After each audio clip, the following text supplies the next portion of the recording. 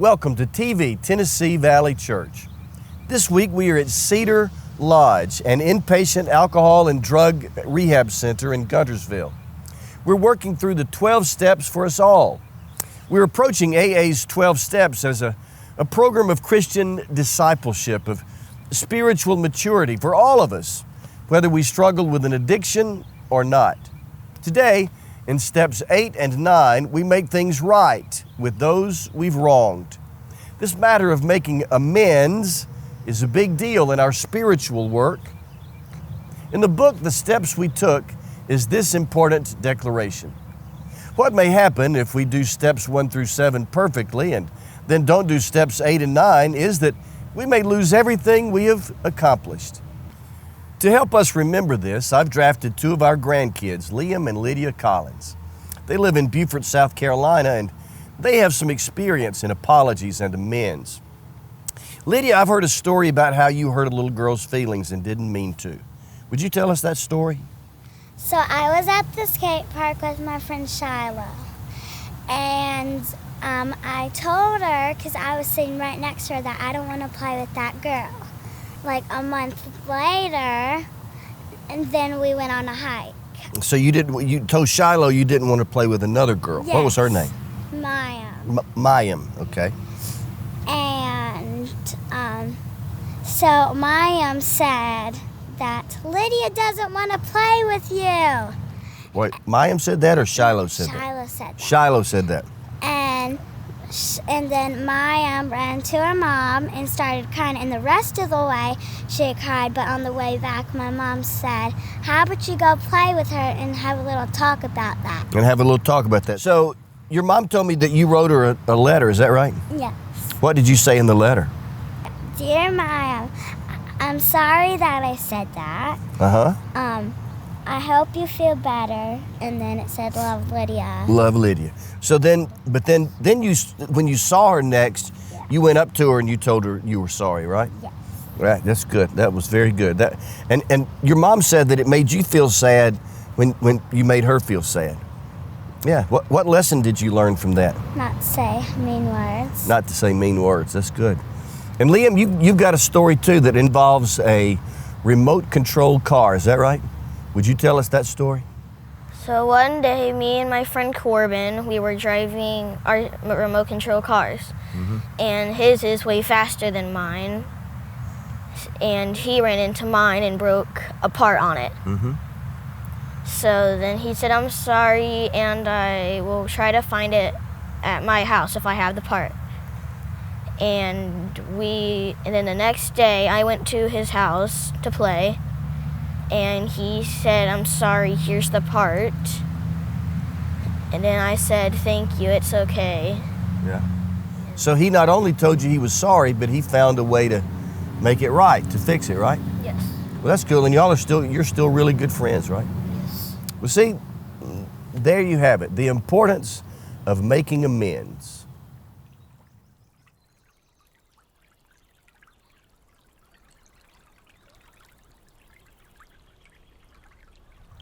Let's look at our guiding texts from the Bible. Numbers 5, verses 6 and 7. When a man or woman wrongs another in any way and so is unfaithful to the Lord, that person is guilty and must confess the sin he has committed. He must make full restitution for his wrong. Proverbs 14:9. Fools mock at making amends for sin, but goodwill is found among the upright. Luke 19:6. Zacchaeus stood up and said to the Lord, look, Lord, here and now I give half my possessions to the poor, and if I have cheated anybody out of anything, I will pay back 4 times the amount. Now here is AA's step 8 and then step 9. We made a list of all persons we had harmed and became willing to make amends to them all. We made direct amends to such people wherever possible, except when to do so would injure them or others. Our biblical principle for us all is the same. I couldn't improve on that. Let's look at some key phrases in these steps. First, direct amends. We can't do this by email or by text. In some cases, such as When the people are so far away a personal visit is impractical, the only option is a phone call or letter. When possible, however, a face-to-face is the way to go. However we do it, we must be direct. Our words must be specific, not general. Direct amends. Will Campbell wrote, "I'm all for apologies. My mama taught me good manners like saying I'm sorry. However," he said, "my mama and common sense also taught me that if I bump my neighbor off the sidewalk and into the path of an 18-wheeler, just say excuse me and walk away, well, I haven't done anything good at all. It's only when I pick him up, get him medical attention, and make amends for his loss that I truly express my regret. Sometimes, you see, saying I'm sorry is not enough." In step 9, we're not just apologizing. We're asking, how can I make this right? By the way, I read of a man who wrote a letter to the Internal Revenue Service. He confessed, "I haven't been able to sleep because last year in filling out my income tax form, I deliberately misrepresented my income. Enclosed is a check for $150. If I still can't sleep, I'll send you the rest." This guy was on the right track, but as we read earlier in Numbers 5, the Bible says make full restitution if we can. Sometimes making things right with someone requires an apology and more. Wherever possible, some people might be so mad they refuse to have anything to do with us. A letter might be your only option. Some people we've hurt have since died, and we don't know where some are. If so, you might get someone you trust to sit in for them, and you can state your amends to the substitute. If someone has physically or emotionally abused you, even if you feel you own part of the conflict, you don't have to have an in-person conversation. A letter will suffice. If direct amends is impossible, we can simply choose to live differently. What someone called living amends means we live our lives differently going forward as a way of making right our wrong in the past. For example, I heard about someone who visits the nursing homes often and has a meaningful ministry to people there. He began visiting the nursing home after realizing that he had not done a very good job at caring for his parents when they were in the nursing home. He couldn't go back and make things right with his deceased parents, but he could reach out to people in similar situations. If restorations are not possible, changed behavior and new kinds of service are possible. In the big book we read, there may be some wrongs we can never fully right. We don't worry about them if we can honestly say to ourselves that we would right them if we could. Next, accept when to do so would injure them and others. In 2005, there was a famous national story of complicated amends making. William Beebe wrote a letter to Liz Sakuro. Beebe's letter began, "Dear Elizabeth, in October 1984, I harmed you." Beebe went on in the letter to apologize and to offer to try and make things right. The story behind that letter was his sexual assault of Liz at a college fraternity at the University of Virginia. As you might imagine, all the deep pain of that violation 21 years earlier returned for Liz Sakuro.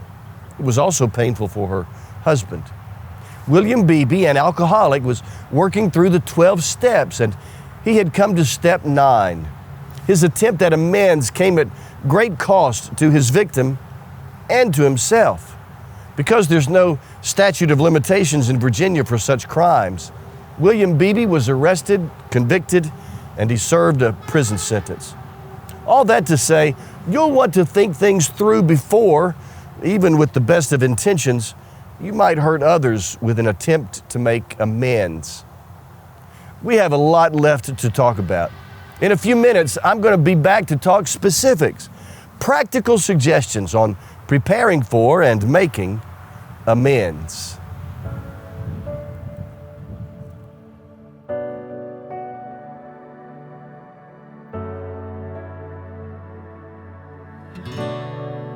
Stir the stagnant waters of my soul.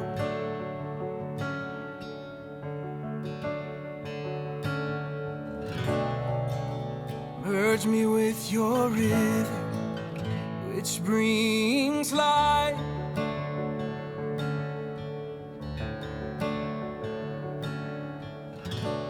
I don't have all the right words to say that will provoke you to love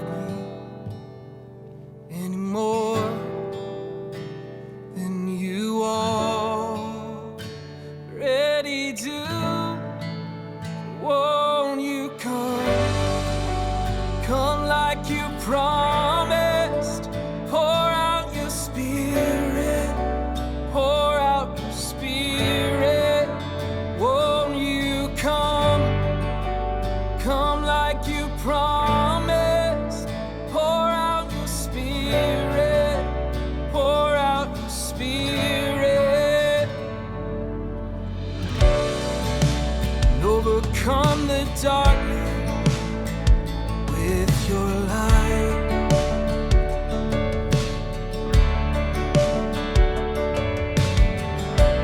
Jesus, you're the strength of my life.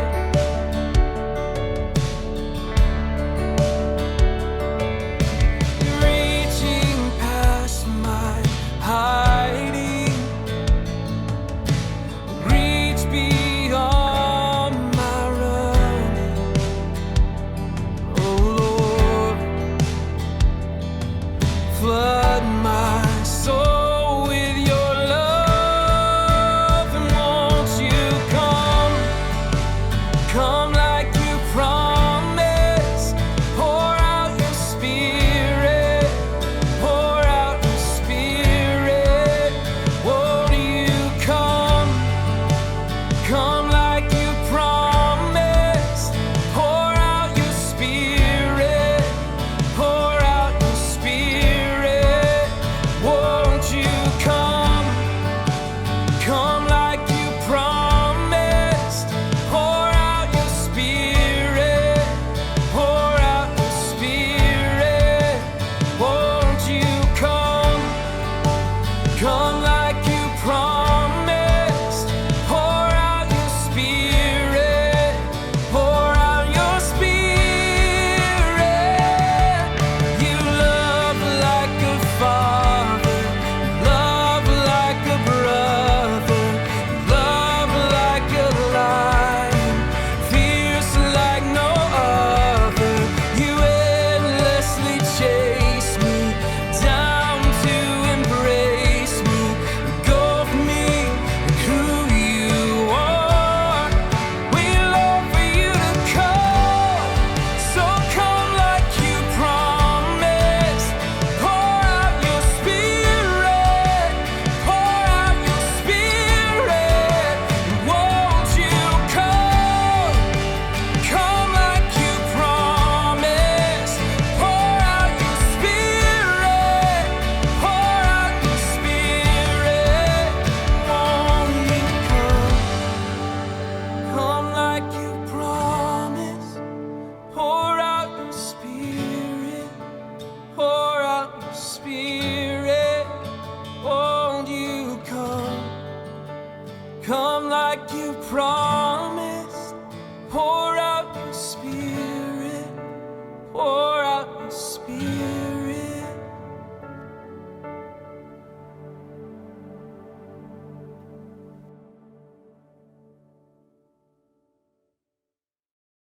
Lee McGuckin has been in recovery for 18 years. We appreciate you joining us today, Lee. Yes, ma'am. And you are passionate about recovery because it saved your life. That is for sure. It not only saved my life, but brought my family back together. Towards the end of my drinking, it got to where my family did not want anything to do with me,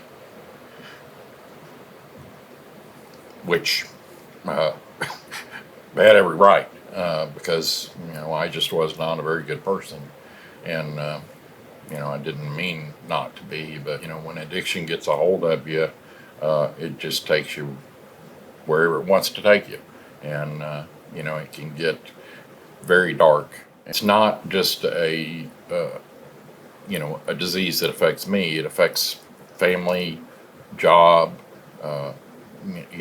acquaintances. It's just brutal. I wouldn't wish it on anyone, that's for sure. But thank God there's recovery. So The 12 steps were very important Oh, yes. in your recovery. if you just don't drink, we call that being dry, and it's where it changes you, because you're not drinking, but it doesn't get to the root of the problem, and that's where the 12 steps come in. Once you get involved, get a sponsor, and start working those steps, then you start to change the way you feel about yourself, the way you feel about others. I would always tell my family I was sorry, and that was as far as I got. And I would always blame other things for my behavior, why I drank, on and on. It was never my fault. And so, when it came to making amends, not only to my family, but to other people that I had harmed, there's something about when you go and you sit down like we are and you tell somebody, I've harmed you, how can I make that right? I just never cared about making, how I'd harmed other people. I just, kept going like a juggernaut through life. I just mowed over people and just didn't care, and so, sitting down and talking with another person and letting them know that you were trying to live a different life is huge. And, it's to where some of the people that I've made amends to basically said, just leave me alone. The majority of them are so happy that I'm not doing what I was doing anymore. They just want you to keep doing that because, they care about their fellow man, which is, very grateful that we live in that kind of world where there are other people that, that care about each other. They don't have to get into recovery to find that out or to do that. Mm-hmm. And so, that's another part of being in recovery that we learn is to, try to help our fellow man and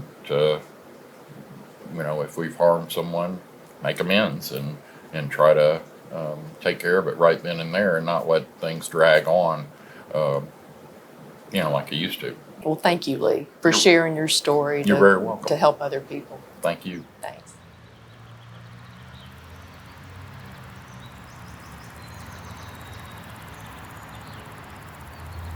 Welcome back to our conversation about steps 8 and 9 in the 12 steps for us all.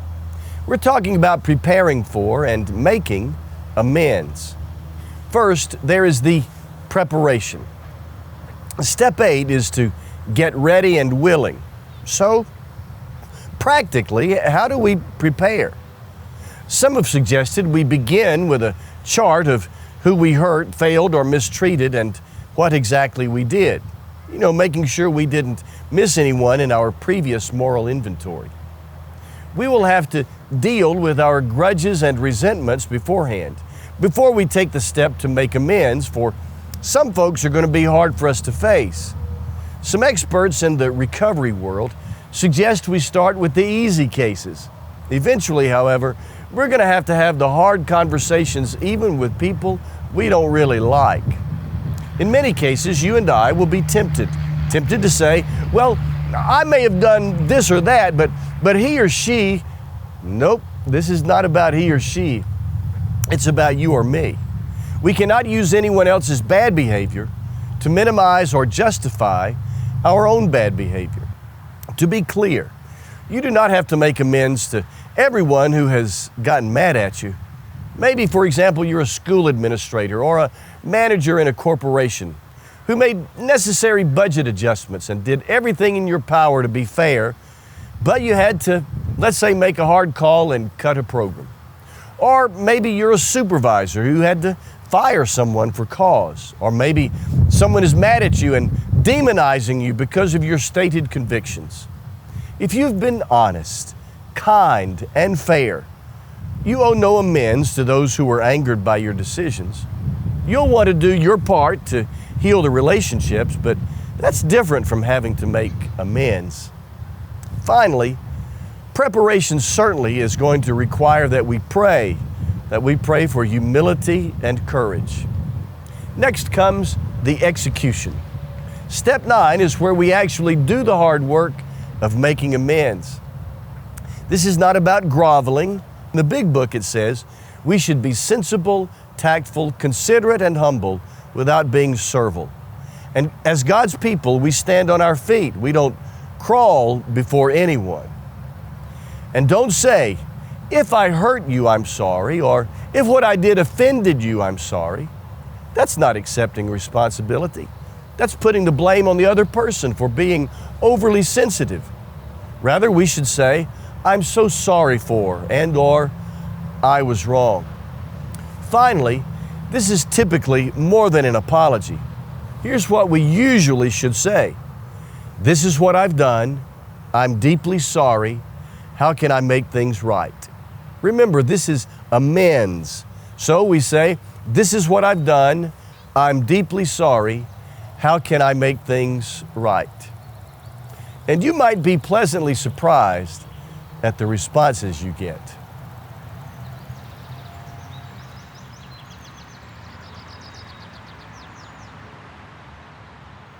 A couple of weeks ago, I was doing some research for this message on steps 8 and 9 when I had a terrible thought. You're going to have to call this particular person. It was one of those sudden, abrupt, heart nearly skips a beat, painfully obvious realizations. There was no audible voice, but there might as well have been. I never have been more certain of anything. The relationship and the hurt I had inflicted were more than a decade old. This would be a hard conversation. He lives in a state far from here, so it would be impractical to drive there, although I would have if I could have. I had to get his cell number from a friend, and I swallowed hard, and I called. We caught up briefly, and then I said, I want to tell you why I'm calling. I'm calling to apologize. I was unkind to you far too often and far too long. I was specific. I'm deeply sorry, I said. I have no excuse, just an apology. He was gracious and received my words well. I said, please apologize to your wife for me. I knew she had been hurt by my unkindness to her husband. She's right here, he said. Do you want to tell her yourself? So I apologized to his wife, and she too was gracious.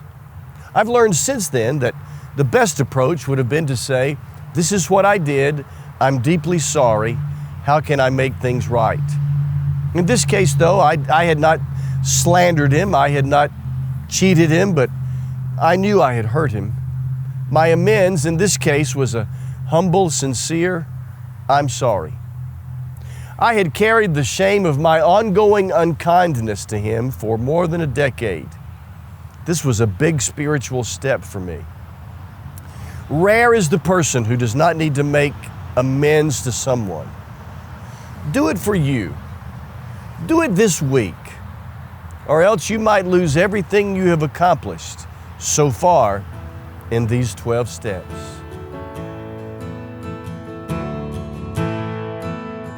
Come thou fount of every blessing, tune my heart to sing thy grace. Streams of mercy never ceasing, call for songs of loudest praise.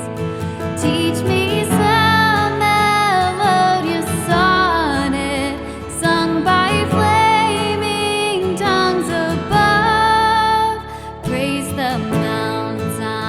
fixed upon it, mounts of God's unchanging love. Here I raise mine Ebenezer, hither by thy help I come, and I hope by thy good pleasure safely to arrive at home. Jesus sought me when a stranger, wandering from the fold of God. He to rescue me from danger interposed his precious blood. Oh, to grace, how great a debtor daily I'm constrained to be. Let thy grace now, like a fetter, bind my wandering heart to thee. Prone to wander, Lord, I feel it. Prone to leave the God I love. Here's my heart, Lord, take and seal it. Seal it for thy courts above. Prone to wander, Lord, I feel it. Prone to leave the God I love. Here's my heart, Lord, take and seal it. Seal it for thy courts above.